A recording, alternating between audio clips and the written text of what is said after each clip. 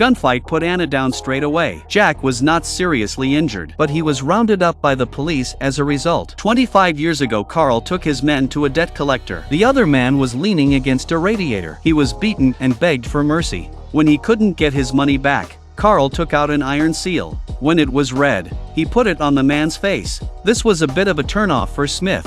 He called Jack right away. Soon Jack came upstairs. When Carl saw Jack, he turned into a grandson. He rushed to find his keys and was ready to let the unlucky man go. But the red-hot iron mark caused a fire. When he couldn't put out the fire, Carl escaped first. And because the handcuffs were made of titanium steel, Jack used his gun to no avail. The fire was about to engulf everything. Jack didn't want him to be burned alive, so Jack gave him a good shot with his gun. But when he came out, there were cops standing outside. And Jack didn't say another word about the 25 years he spent in prison for the gang. Now the police were on Jack's back because of the shootout. But it's a good thing he had a lawyer, because the police had no evidence. Jack was soon released. When he got back, Jack went to see Anna. The two of them had been in love for a while. And now, because of himself, Anna had been shot. There's no way Jack won't get his revenge. The attempted assassin, Jerry, had gathered all his men. His goal was simple.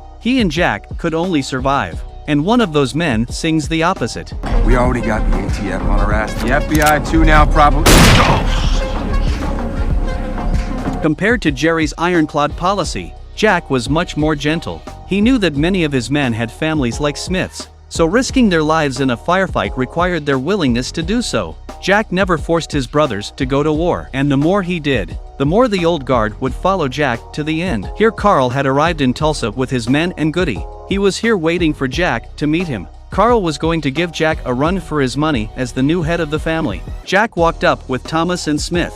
The scene was the opposite of what Carl had in mind. Jack never gave him the time of day. If Jack hadn't wanted to make a scene, Carl's men would have been crippled once again. Jack says we're making a lot of money here. Carl arrogantly said to Jack, that's what you should do. It is.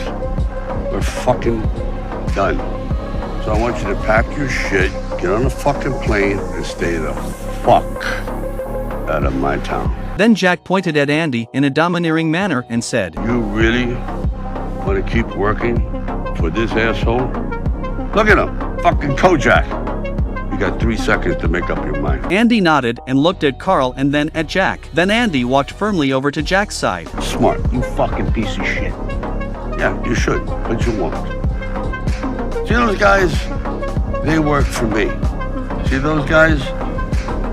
At the sight of such an outcry, Carl was too scared to say a word. And that's how Jack not only humiliated Carl on the spot, Jack also took one of Carl's top men with him. Back at the bar at night, Jack introduced Andy to everyone. Then Jack started his pre-war speech with Jerry's gang. Through his own past, Jack had made a central point. Either you live in fear or fight back in anger. Jack said to the crowd, if you can get through the fear in your heart, when you come out the other side, you will have become a strong man. These are things you never dared to think of before. All those bad things won't happen again, and we will be part of each other's families. A few simple words turned the crowd into hot-headed warriors. The next day Jack went to see Bobby again. Not only was he going to kill Jerry, he was going to take his money. Jerry's laptop had been taken by the ATF.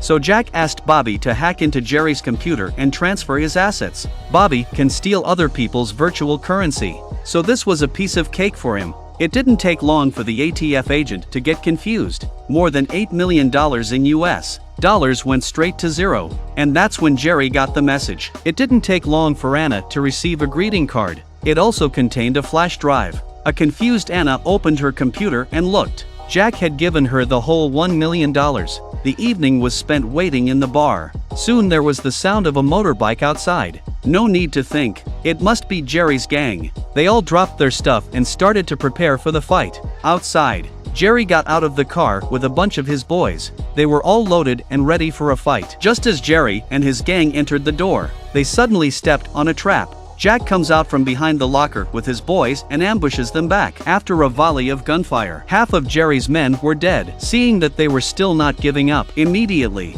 Jack got the Rambo feeling. He's on a violent rampage. Here Smith is shot by a sneak attack and goes down. Mickey sends the attacker away with a shot, and Jack rushes to check on Thomas. Swear this arms, stop the blood.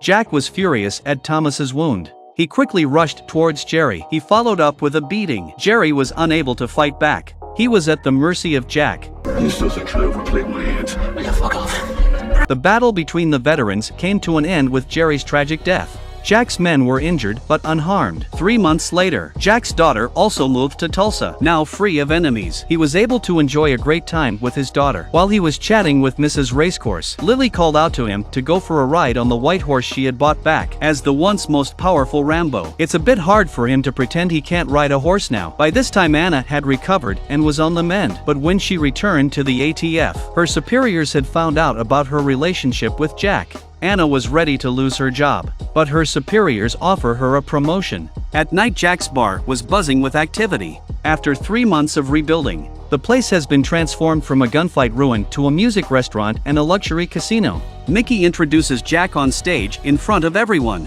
and he followed it up with a solo song for Jack. But just when Jack and his daughter were happy with what they had achieved, someone told Jack that there was someone outside looking for him. Unsure of what to do, Jack came out and saw that it was Anna. Jack asked Anna, "Why don't you come in?" Anna said, "I can't." The next thing he knew, many police cars were coming. Anna said to Jack, "I'm sorry, you're under arrest." Jack calmly asked Anna why this was. The officer next to Anna pulled out a USB stick. Anna did it for herself. She used the $1 million Jack had given her to put Jack in the police car. That's when Lily came out after her. She asked Jack what was going on. Jack pointed at Anna and said, "You should ask her." Jack felt guilty about his daughter. They'd just been reunited and he was facing jail time again. And what will happen to Jack after this betrayal? That's the end of King of Tulsa episode 9.